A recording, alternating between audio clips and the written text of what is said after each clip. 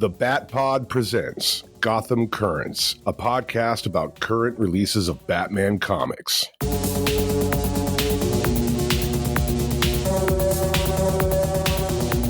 Welcome to episode 6. My name is Bill Beer, and joining me as always, John Koos. Hey, Bill. It's been a while. I'm looking forward to chatting with you about some Batman comic books. We got Batman First Night number 3. It's the last issue of this mini series. Yeah. It's been a good one. It definitely has been a good one. We'll see if we like the ending as much as we've liked the first 2 issues.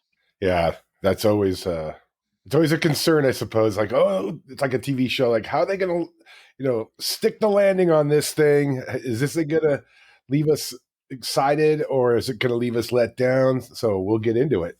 So let's take a quick break here, and when we come back, it's Batman First Night Book 3.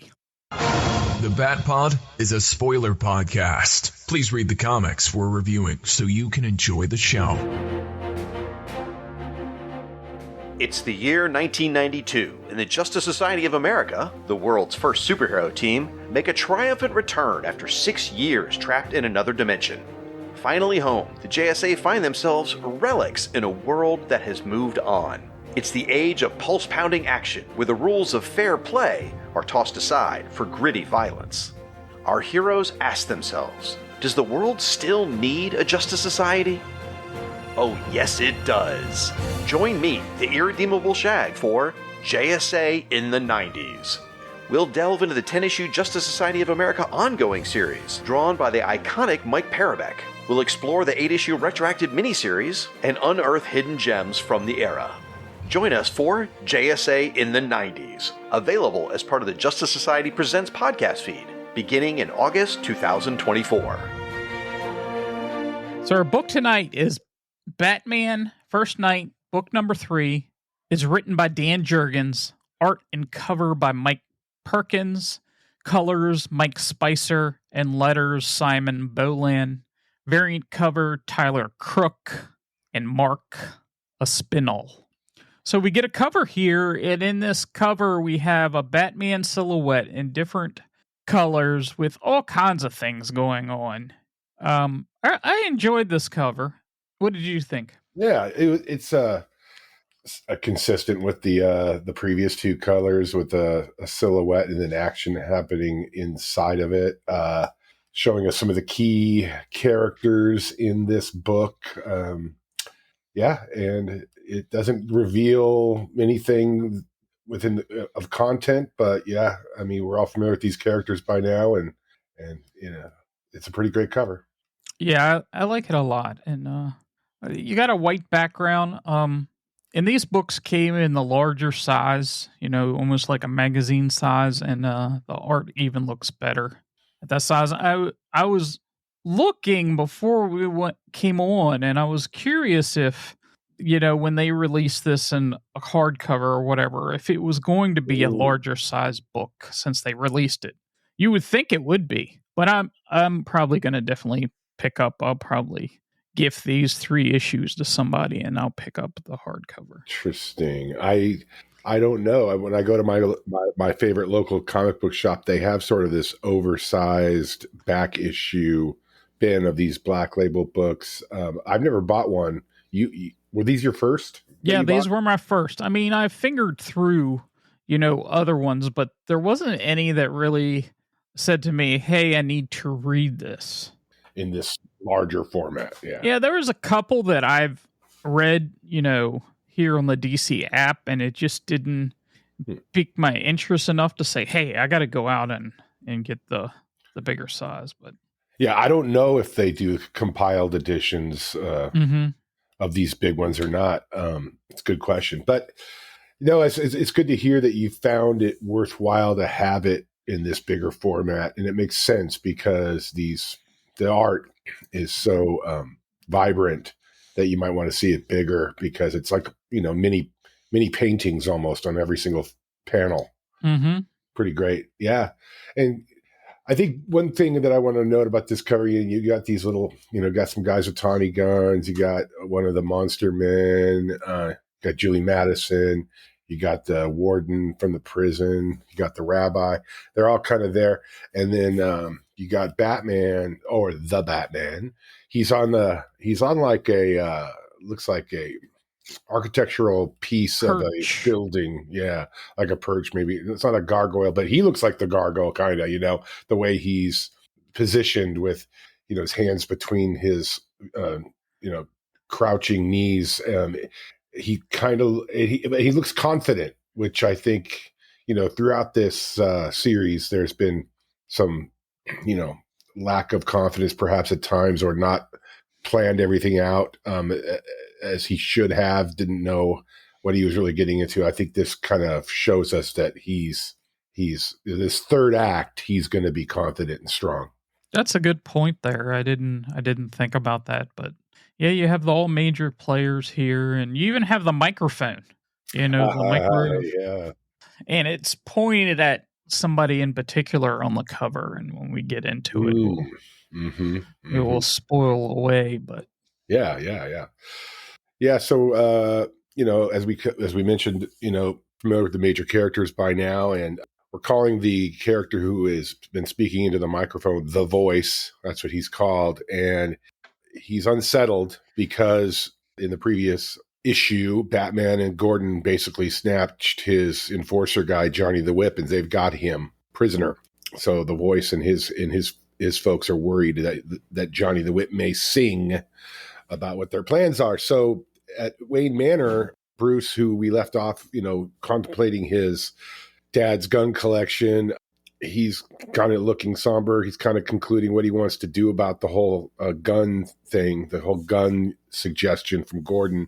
Then Julie Madison, who's got no boundaries, apparently. She just kind of shows up again inside Wayne Manor and surprises Bruce, who's got his cowl off because he's in the Batman costume. And so she's now aware that he's the Batman. And there's a banter. We'll get into it more later. She discovers that he's been basically sort of doing an autopsy on one of these monster men, and he's developing a new gas weapon based on, I think, sort of what he's found in the monster's system.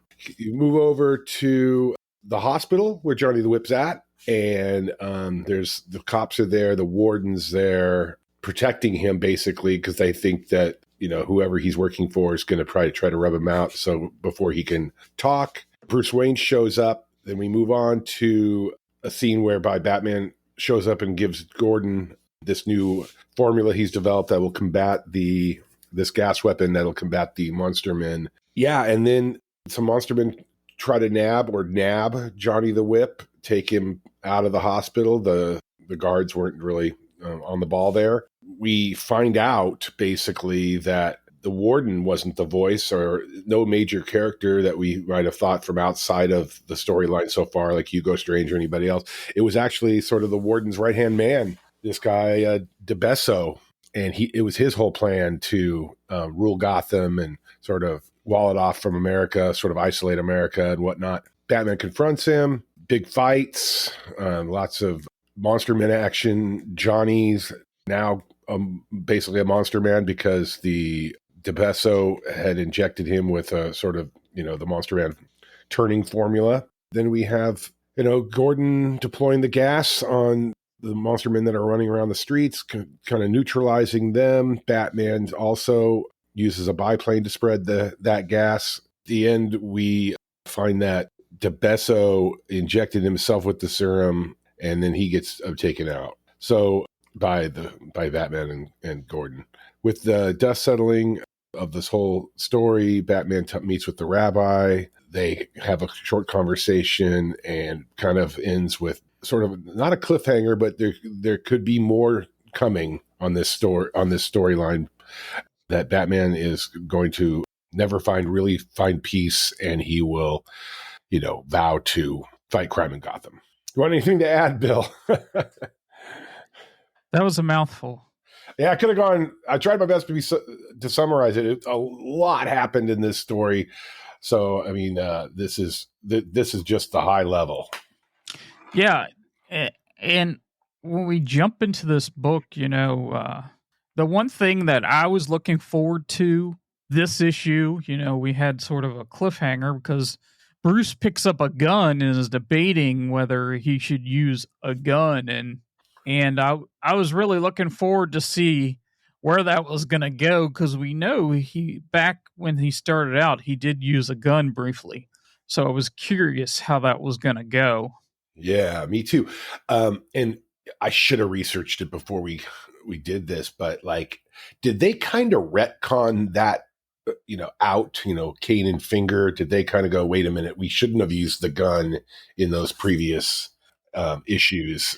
I'm not 100% sure, but it might have been something to do with the comics code, and there might be guys out here saying these guys don't know what they're talking about.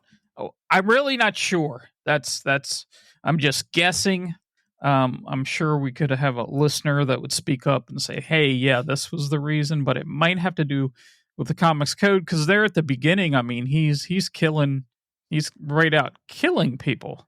Yeah, so obviously Jurgens here kind of doing a retcon kind of thing. He just kind of gliding past that whole thing, kind of left us, us comic fans who know that Batman in the Golden Age at one time was using a gun. Mm-hmm.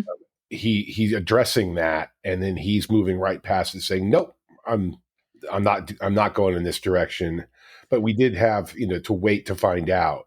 And the scene's pretty cool. I mean, all the paintings are always really cool. Yeah.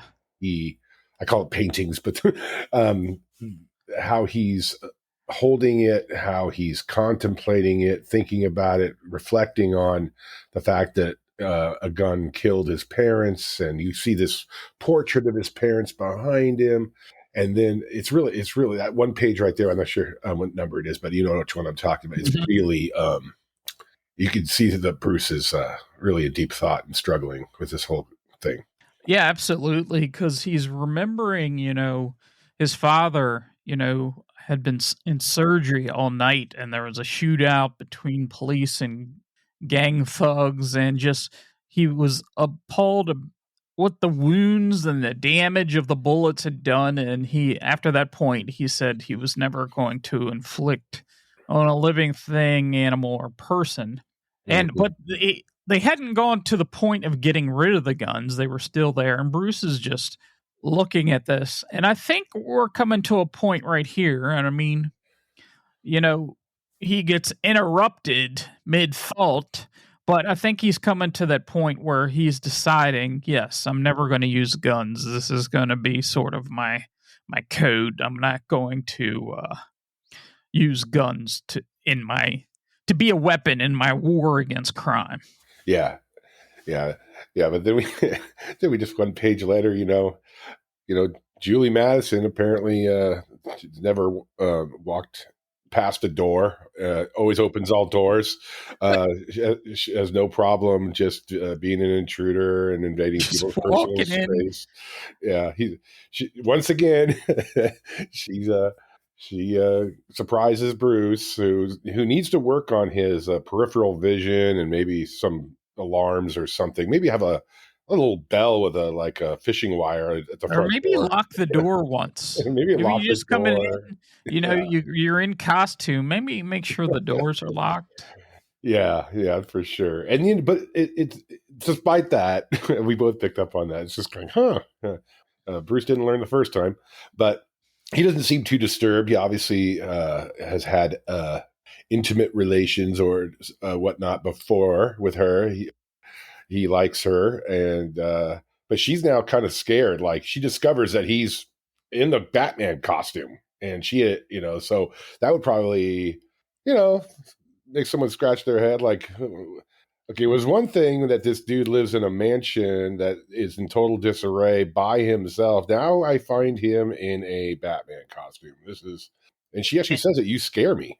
And holding a gun. No less. Yeah. So, but that they have their little playful banter back and forth, and then gets kind of serious. And well, I guess unless you want to go into depth about their conversation. No, he just sort of talks it out. She wants to know, is he going to be using a gun? And said there's a lot of fights between cops and the mobsters and that sort of thing. And this is killing the mobsters. Is that your solution? And then he's really kind of talking through it. And he says, no, Gordon suggested it, but that's not for me. But I can understand how some of these cops will be a little trigger happy when the mobsters have like Tommy guns, and they're taking out. Yeah. And they're not getting paid much. I mean, it's always that struggle. Like, yeah. And they're probably, they're not treated like public safety officers are today. And so, yeah. And she kind of gets deep on him. And I think this is important. She says, I understand. Basically, I guess it explains this quest of yours, but I need to know if it's justice you're after, not vengeance. And so that's the question, always about, I think a lot of people think that it's about vengeance. It's not about vengeance for Batman. It's about justice. But, she wants to know so she can decide whether she wants to, I guess, stand by him. Like, what's this about? Mm-hmm. And he's like, I just want to stop this from happening to anybody else. Then the NC-17 rating comes in, and it's time for it's time to what was it, the bear rug? There's test out or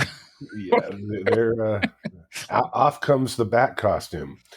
But then we switch scenes. She's gone. I mean, he's gone, and he's in their lab. I mean, we talked about in the previous episodes about, he doesn't really have like his whole bat cave and everything. But now we're starting to see that he's kind of developing a crime lab of his own in whatever room of the house this is.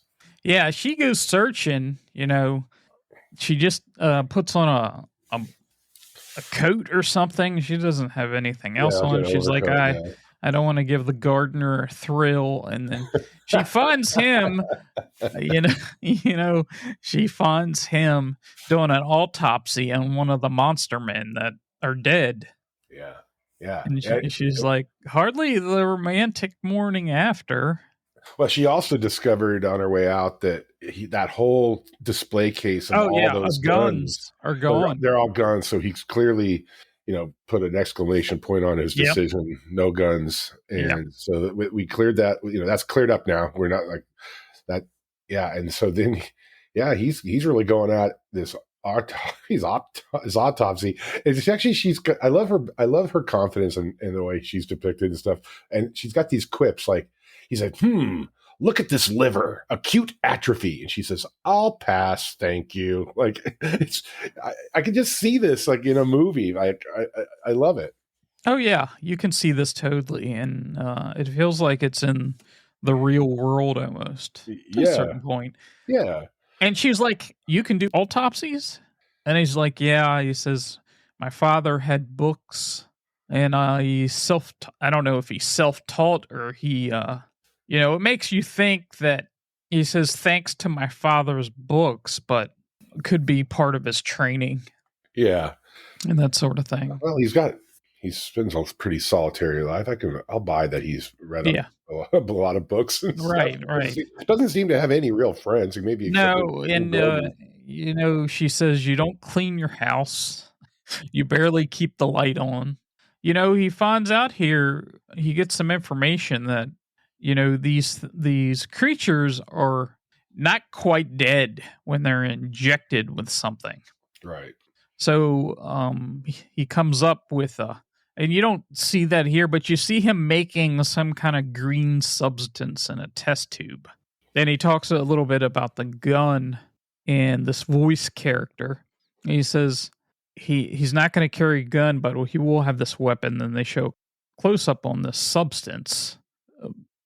It almost looks kind of kryptonite-ish. It's got it's green and but it's obviously we don't know how exactly he how much time has passed, but he's been working on this for a while. Clearly, he's already got a sort of a serum of something, or and he's figured out from the autopsy. He must have had to read a lot of books to know. Hey, this liver, it hasn't quite. He hasn't been dead like for a long time. No, yeah. Are they even dead? I guess, but I mean, it's probably not that important. But Well, they were saying that they electrocute them almost till they're dead, till like within an inch of their life. So they do have some life left in them when they get injected with something. Right. Yeah. So then we flip to that hospital scene. A lot of sort of antagonistic banter between Gordon and the warden, and then you got DeBesso here. Just mostly standing there. They're just standing there talking. Yeah.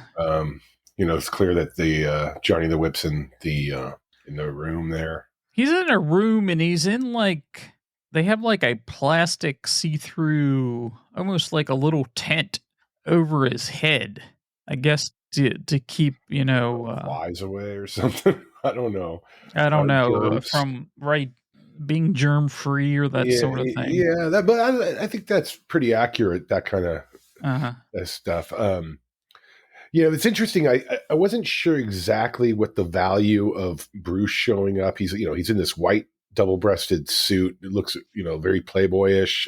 Got the pipe in his mouth, and then I guess the main value of him going to the hospital, and he's blaming a bum shoulder. That's his cover. Yeah. But do you think it's so he can find out what room Johnny's in, or I mean, what? It's a good possibility because they don't have computers or anything like that, and it's possible he came there and he's buddy with Gordon. I mean, the warden tells him to get lost, and the Gordon is like, Bruce is a friend of law enforcement.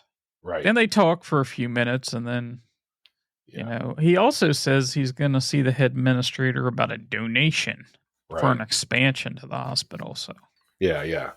But I think it must be, I don't know, to find, maybe not.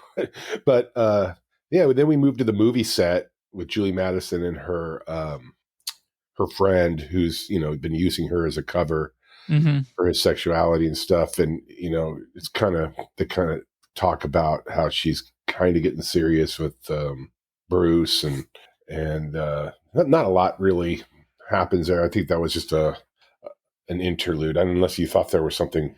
No, it was just to establish that, she's been seeing Bruce Wayne, but he's like, if you aren't going to be my cover anymore, we can, do a public breakup. And he says, no, I got your back. Yeah. So then we go to end up at Gordon's office at night, and Batman shows up with a couple canisters of this gas he's developed to give it to Gordon.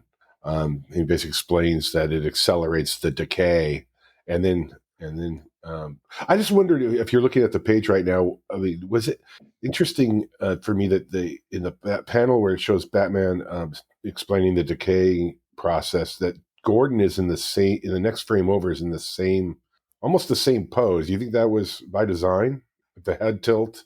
It's possible. I don't know what that was about, but then he pulled his disappearing act routine, which is a classic Batman trope where he's in mid sentence and then he turns around and Batman's gone. and you get the feeling here. I mean, you get that same feeling, and Gordon doesn't. This is at the very beginning of the relationship, and he doesn't really appreciate the disappearing act. Later in the relationship, he's like, yeah, he does that. But here at the beginning, he's like, that's not his favorite part of this encounter. Exactly, yeah. And so then we go back to the hospital, and you find a monster man, trying to nab Johnny the Whip? Yeah, he takes Johnny the Whip. These monster men looks like they must be able to take some orders. I mean, they look like they're just this, at times there was these uncontrollable beast men, but here, he's picking up Johnny the Whip, putting him over his shoulders, and like the cops are just like, they hear a bump and they're like, What's that? Yeah. He even takes the tank of oxygen, Right. and all this stuff. So he's not brainless or anything. No, no, no. And they need to keep them alive. If they're dead, it seems like they can inject them with whatever the serum is to make them into a beast man. They need them at least a little bit alive. Yeah. So then we go to, I didn't really pick up on this the first time through, but you have a picture of a sort of silhouette. You can't really tell who is speaking into the radio device that the voice uses, but do you see how his hands on his forehead, like? Yeah, he's a little distraught. Yeah, all the other depictions in the previous two issues, he's kind of like upright, erect, and his body language is he's very strong and in control. Yeah. And here he's starting to lose some control. Exactly. And he looks despondent. I didn't pick up on that the first time, but and so he basically orders, everybody out, like on the streets, right? Kind of like let's unleash havoc. They're gonna just unleash all their monster men, whatever plan they have. It seems like this is the final part of their plan. If something happened or somebody's getting too close or that sort of thing. Yeah. So then we come upon the rabbi who.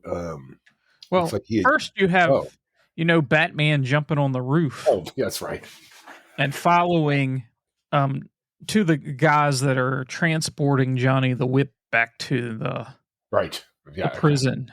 Didn't mean to overlook that. You're right. Yeah, that's an important part. So that's how he gets there, and yeah. So what I couldn't tell, maybe did he do it pretty softly so that it doesn't look like the guys in the car realize he's on the top, right? Yeah, the one guy says, "Best not to hit the curb again. Last thing we need is a flat." So I don't know if maybe thought that he hit the curb or. Yeah, but he's got it looks like there's a little sound effect that says whoomp, and it kind of I think that just means he like lands like a cat almost, on this without making a lot of noise. Then you have the rabbi here, and he's getting ready to get attacked by some thugs, and they look like they're going to burn his place down. Yeah, and then out comes Maxie, the guy who runs the brothel, because Batman enlisted him to kind of protect the rabbi, and here he shows that he's fulfilling that promise to Batman, and he basically scares these guys away, these thugs. I thought this was interesting. Like, I really liked this whole side storyline thus far. I wasn't sure exactly if this really flowed super well in terms of what's going on in the main story about this sort of anti-Semitism angle and stuff. What did you think of it? This whole scene. Well, I think the whole story hasn't been about this, but I think they're just trying to relate to the era, and they brought it up early in the beginning very briefly, but here they do talk about it a little bit. And I don't know if this is something, if we get another series out of this and it continues, but I think they were just trying to establish the era a little bit. I don't think. I think you're right. I think we were hoping that this would lead to future installments of this storyline. And I think some of these characters, including Julie Madison, they're laying the groundwork for future stories or supporting cast of the future stories. That's what I think. So I was just wondering, I wonder what you thought, but because they go to the movie set thing, and I thought that was pretty funny. These explosions start going off in Gotham, and and then the director turns his camera because he wants to get live footage of actual explosions. Yes, and he said, "We'll change the script." He actually says he'll doctor the script to show these explosions, and it says, what if folks are hurt and killed in those explosions? I know. It was kind of funny. But it kind of made me feel like of the era, right? Because if you look at movies from back then, they didn't have special effects. Even, the war movies, were, or even gangster movies, they were, you see somebody shoot, somebody falls down, but there was not, I've watched a lot of noir films, from that era. They don't have big explosions. And when they do, they look so dated and bad. So it makes sense that he'd go like, oh my gosh, I got to get some footage of these explosions. I'll change the whole story because it's like, that's like so valuable probably back then. There was no technology. Something real like that. And they probably didn't have it was pretty a cool. budget for like a huge explosion like that. But yeah, and it's those little details I think that Jurgens is doing that really just make you feel of the time, like more than most books can, It's really cool. Like the side banter and these kinds of details. It's really cool. Yeah, he's like, hitting it on all cylinders here as far as the story, the dialogue. He's done a fantastic job in this. Absolutely. And talking about movies, Flash Gordon is one of those that I saw most recently from the 30s. And they're like using these little spaceships, and the spaceships fly in, and then they don't land, they just set down. Like they hover over top and set down like this little model and strings. And that's the kinds of special effects they used way back then. So. Oh yeah, totally. And if something ever did blow up, it was clearly a model. Like they just couldn't do it. They didn't have the technology. But anyway, so then we move over to the prison. I don't know if you want to give a shot at explaining this back and forth between the warden and his number 2 guy. Yeah, the warden is basically saying, we got bad news. We're getting reports of explosions everywhere. And this is DeBasso explaining to the warden. This is the mayor's office, the governor's mansion, police stations. Everybody's getting hit.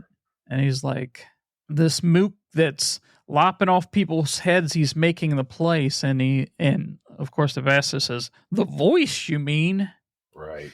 He says also he can put Gotham's leaders on ice. He said, this might have done us the favor because I could take over as mayor and you could be my top assistant or maybe even the police commissioner. What do you think? And he was like, oh, that would be swell.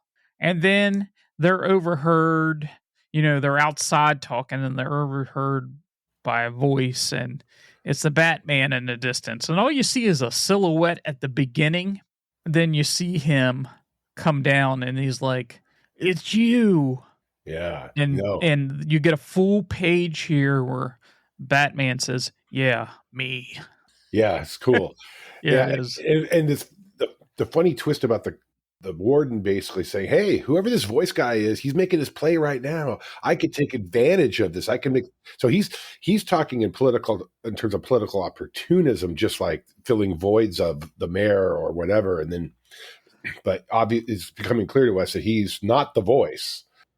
He's just a guy who's got political, motives. And he wants to take advantage of the situation. Yeah. And then, as you said, the Batman shows up, and then he pulls a gun out, and it's cool. It tries to shoot Batman, I guess. But he's like, I'm not taking a fall just because some masked shithead is making wild accusations. And then Batman, I think in this one frame, you could tell that he knows that the warden's just a dope and he's not behind all this. And he just, with an open hand, he hits him in the chest and says, shut up. Right.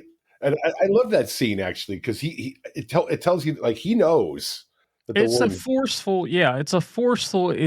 he's not punching him. Well, he punches them there in the end, but he's not taking them down like, yeah.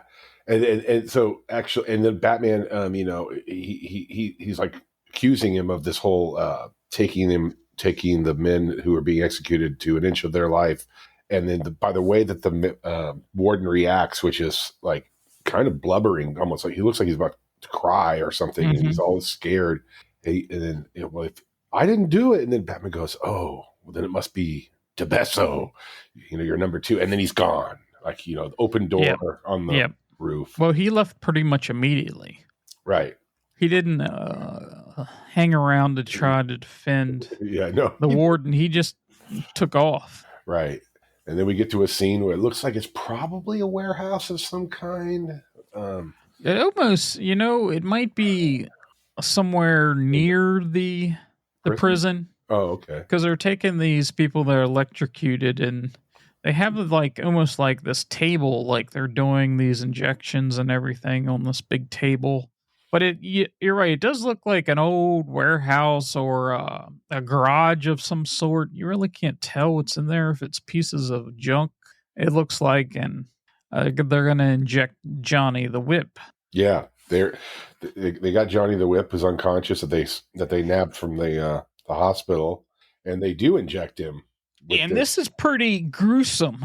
Yeah, it's really gruesome because his skin. His flesh kind of separates as, almost like his body and stuff is growing out of his skin, and he's having these ulcers or boils or whatever you want to call it. Yeah. So for somebody who doesn't have it in front of them, like, it's kind of got this, like, I could think sort of, how Jonah Hex has that weird, mouth with the strands of skin are kind of hanging. It's kind of like, it shows that in his eyes, like the skin is coming apart, and it's really graphic. Yes, and it looks painful. Absolutely. I mean, he's starting to yell, and he's in pain. And the other thing we get here is DeBesso is talking, and you really get. Sort of, he doesn't say what it is exactly, but you get that he wants to take over Gotham. Mm-hmm. He wants to take out all these politicians and everybody that, want to send, as he describes it, the American boys to war. Mm-hmm. Like they're warmongers or whatever you want to call it. He wants to get those guys out of office and kind of set the stage for spreading this across America. I mean, it almost sounds like he had a son that was killed in the war and that sort of thing. It doesn't outright say it here, but... Well, that was part of the whole... I mean, this is where things are kind of attached to what's going on in the real world with the Nazis and the other... Because the America First movement at the time was very isolationist, and they were also pro-Hitler at the same time. So he is kind of connecting that storyline, I think, and that goes with Jurgens maybe laying more groundwork for a sequel that has some more of that storyline involved in it. So yeah, you're right. He's and I guess if you look at it from a positive standpoint, I guess that there is something endearing about, if DeBesso really believes that we shouldn't be fighting in Europe and that we shouldn't have American soldiers die, then there is, I don't agree with it, and it didn't play out that way, but at least there is a foundation of a motive that actually isn't all bad. That if he really believes that, we should be isolated from Europe because we want to save lives here, then there's some merit to that. But Batman's not exactly, down with his actions to achieve his goals. Yeah, he was like, you ran it from the shadows where nobody could identify you. You hid behind a radio. And he was setting everybody up to be a suspect. He said his boss to be a suspect. And Batman here on this one-page panel says, it's time to mute the voice. Yeah. Yeah, and he basically, kicks him in the face. There's they have a little melee. Yep. And Johnny the Whip comes in there. After Monster Man version. Yes. And they're going to inject the Batman who kind of kicks the syringe away, kicks the guy in the head, it looks like. At first, I thought that he actually got it in his arm, but it looks like it's like just shy of actually penetrating his arm. And then Batman kicks him away. And then we switch to the scene where there's all kinds of chaos going on inside Gotham with fires and monster men. And Gordon's got like this. He's got he's got the gas tanks on his back and sort of a, what would you call that? It's not a flamethrower type thing, but it has the same effect, right? Of spreading this gas to accelerate. And when it hits, we said that one page with Johnny the Whip when he transformed was gruesome. That's nothing compared to the acceleration of that process after this gas hits him. Look at that. His face is practically exploding. Yeah, it's like his flesh is kind of melting off his face, basically. It said it's going to accelerate the decay. So basically, when this gas hits them, they inhale it and they basically fall over, but it doesn't hurt anybody else. So Batman's almost going to be taken out or by Johnny, the decaying whip. Has got him in a stranglehold, and then Batman grabs for his utility belt, right? Yeah, and he sprays something. It's still green, but then he goes and grabs the gun. But in one hand he has the gun, in the other hand he has this mist, and he throws the gun down and sprays the mist. And for a second it almost looked like he was going to take him out with this gun. Yeah, and then he goes, you know what? I don't use guns. But now, this is a whole side topic, but I don't think Batman has developed this strong credo about no killing yet. Maybe it's just no killing with guns, because by virtue of using this formula he created to accelerate the decaying process, he's basically killing Johnny the Whip right now, right? Well, yeah. Yeah, but... Yeah, no, I'm not going to say anything. I'm not casting judgment, but I'm just making an observation that in certain continuities of Batman, he probably wouldn't have finished him off, but in this he does, which is fine, and I think it's cool.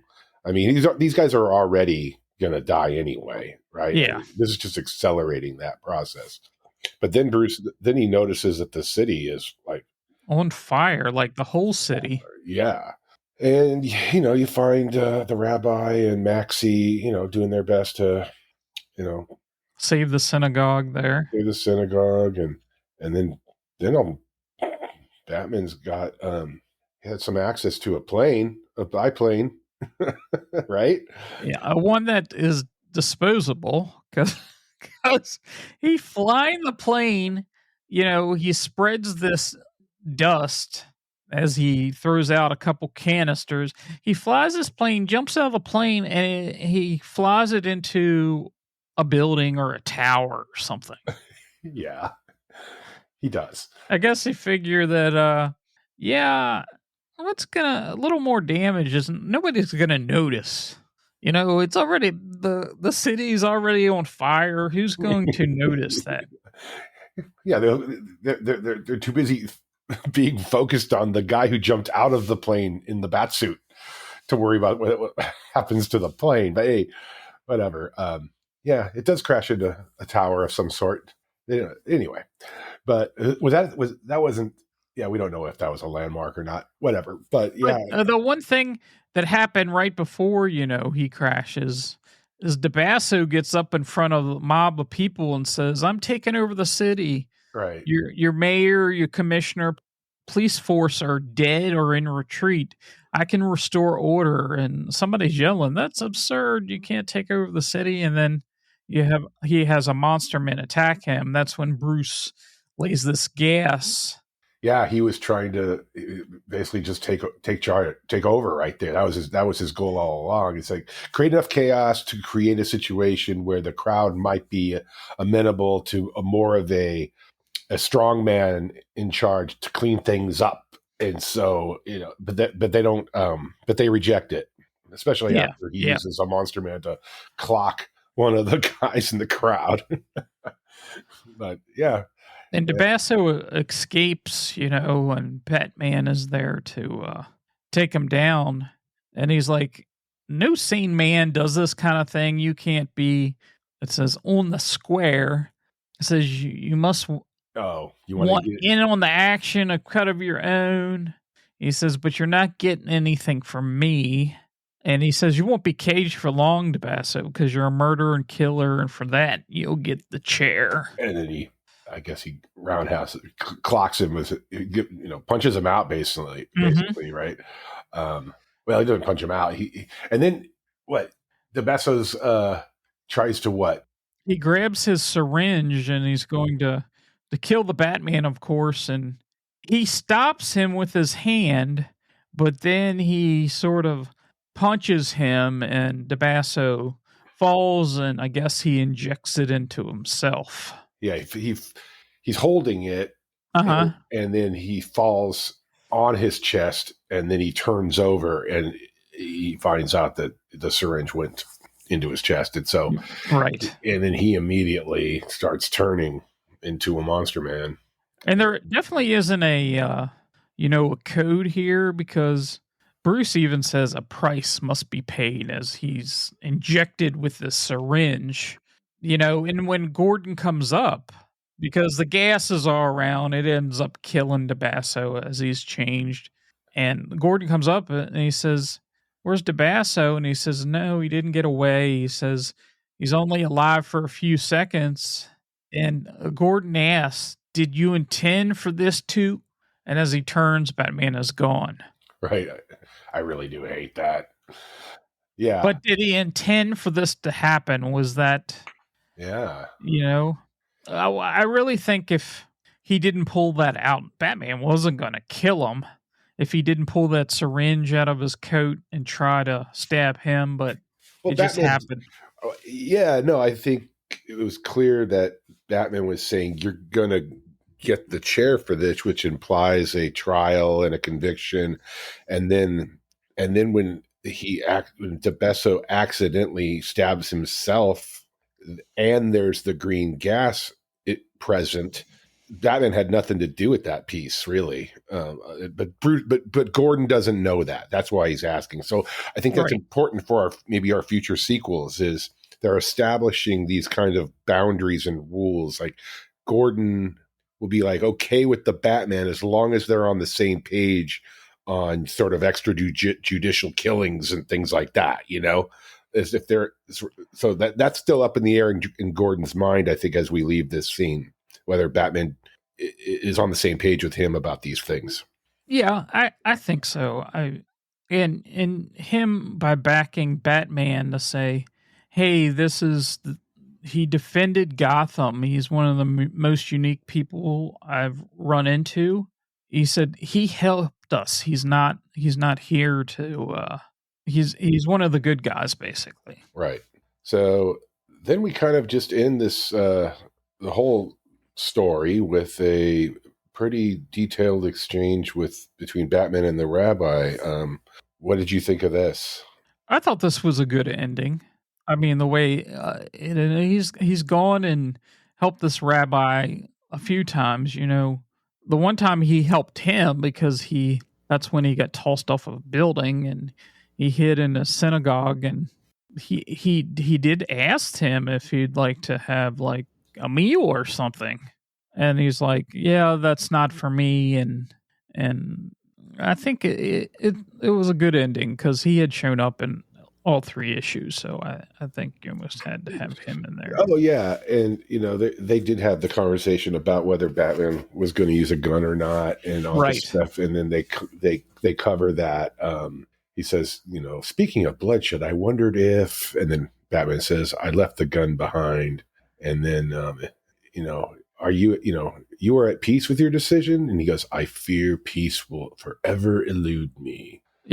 and so, yeah. And what does he offer? He says, he offers him over for Shabbat dinner, and then Batman says, no thanks, that's not my thing, or whatever.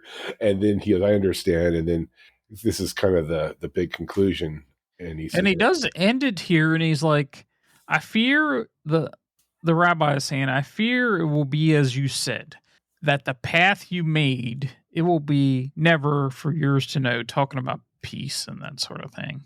Yeah, and then you see final splash page of Batman, the Batman, kind of, I don't know, swinging over the city. He's swinging. It's sort of an odd. It is. He's kind of almost laying on his back with his one leg up. And, well, I guess if you're truly swinging. Yeah, your body would be pretty contorted. He just jumped off a building and the rope hasn't kind of caught. Maybe so, yeah. And it just caught, and he's like in this fallen position kind of thing. Yeah. But does he look happy almost? He has a sort of a smirk on his face. So. Yeah. Well, I think he's happy because he gets to take a break and then go sleep for a couple days. Yeah, until Julie shows up again, Right. Well, she didn't seem to be too upset, so he'll probably leave that door unlocked. I know. I was going to say the same thing, but leave all the doors unlocked anyway. But it'll be. I think. We both hope there's going to be more of this. Hopefully, this sold well. I don't know. I don't look at that kind of stuff, but that often dictates things like sequels and stuff. Well, it's hard to know with DC anymore because they're not, part of Diamond, and I see. So I don't know what sales numbers look like or don't. From everybody that I've encountered that has read this, said this is an amazing story.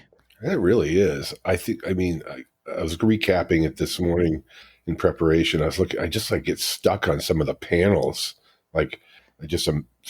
So beautiful. It's super cool.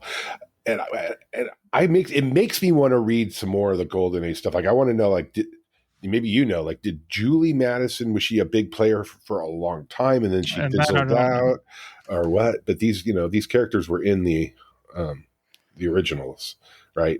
Many of them. Yeah. So I don't know exactly. So as we look towards, maybe it's, do we want a part 2 that has Robin, or do we think that's too soon? What do you think?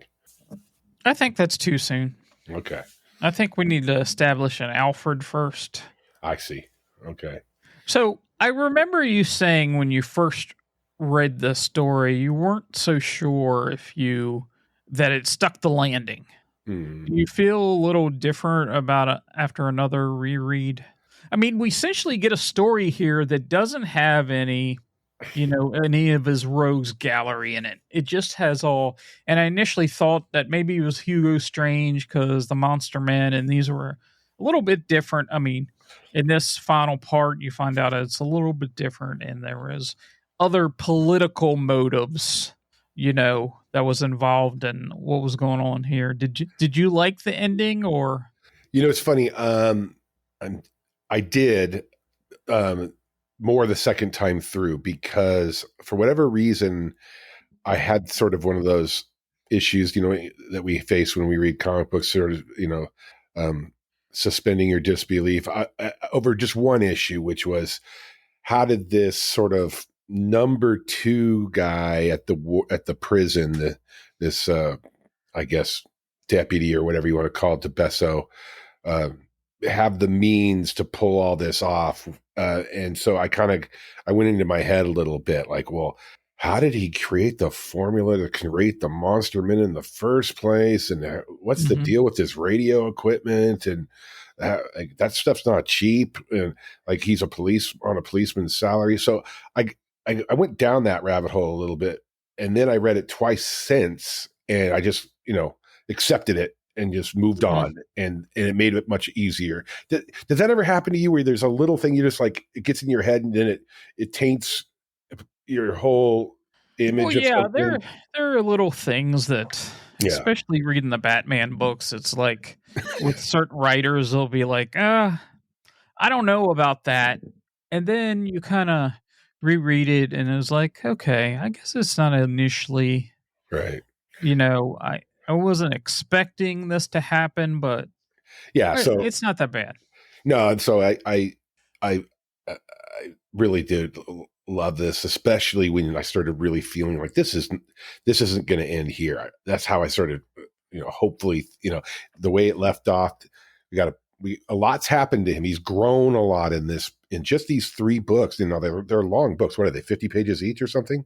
Yeah, pretty close. So, I mean, he's gone from sort of bumbling in some ways at the beginning of this story. He doesn't have he doesn't have realistic expectations of what he can do out when he's out in the field until he learns, okay, I get my butt kicked. I got to be more, I got to take precaution, maybe, have to take more precautions. I mean, we've seen him grow a lot, and I think that's what this final splash page is showing. We've got a confident Batman coming into the next story, should there be one. So we're not going to be dealing with blunders. We'll probably, I'm hopeful that we see, more, he's having his stuff together. Right. I mean, he just has his bat cave in a garage or somewhere. I don't think it was in like a basement or something because she found it fairly easy. But he doesn't seem to have. He's using a red car as his Batmobile, and he has all this money. Maybe he should start putting it to use. That sort of thing. Yeah, no, I think it's cool. Really cool. Really cool. I'm glad that you wanted to read this. It's current. It's a current book, but it's Elseworlds, 30s thing, and it's great. It was really great. So no, and when you get with the Elseworlds, sometimes this didn't seem to veer too much off the path. There's some that there's one, and I'm not going to mention the name of it, but I started to read it, and it was so different from, the Bruce Wayne, what I'm used to, that I was just like, nah, I can't, because it would bother me too much. Because they had Bruce as like a criminal, when he was a teenager, and it was like, that. Yeah, no. There's so much stuff that comes out of Batman that you can sort of pick and choose. And if you don't like the first issue, you don't have to read the rest. But if you find something like this that you enjoyed, and the premise of this always sounded pretty good to me. Yeah, you make a really good point and about, it's fine. I love some Elseworlds takes on characters, really love Tom Taylor's Injustice, and exploring what would happen with Superman should the Joker truly kill Lois, and then all those things. But when you have something like what you just mentioned, where like there's certain things that should be sacrosanct, and that Bruce Wayne was not a criminal when he was a teenager, or things like that. Because it just sets. Then you're like, wait a minute, is this really even about this character? Is it just? Or is it that Batman sells? And so let's just, let's just make it. Yeah. It's a good point. This is really, It's the Elseworld formula. I've read some. I have not read all of them. Some okay, and then some are like they did a lot in the 90s. They did a lot of different versions, and they had crossovers with Marvel characters. There's a really good, and I did it on the show probably last year. It was the Captain America Batman one. That was pretty good. And it was sort of in this era. Well, it's like for both Batman and Captain America, they were in the same, world though. So right. Well, this is Elseworlds, but it's not. In some ways, it's not. It's really capturing. I mean, obviously, it's not in current Batman and DC continuity, so I guess that in that way it makes it Elseworlds. But they're not messing with anything. This is like they're all humans. There's nobody with superpowers.